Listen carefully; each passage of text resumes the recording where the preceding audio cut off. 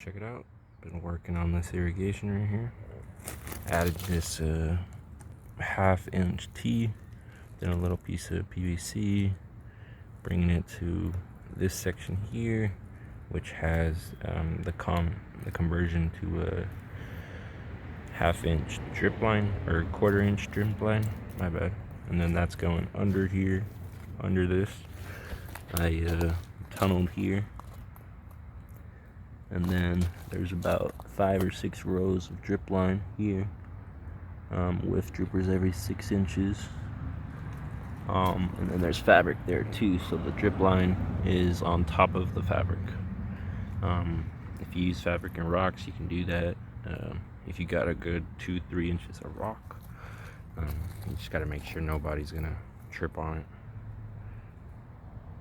You know, with sprinkles you got to go down like 6 inches, but the drip line, not so much. But then I left a little piece here so that if I ever need to extend it, I can. You can see here, this gingko, I just put a stake on it. It's been here like 2 years. Not the best looking tree, but I really like this tree. I got it from my nursery that didn't really take good care of it. But ginkgo trees are some of the oldest trees on earth. They're actually in their own kind of, I guess, section of the plant taxonomy. Kind of like pines, they don't create flowers, propagate off of different ways.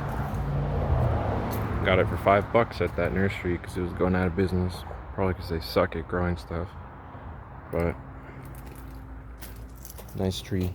Put some drip on it, so it could be good.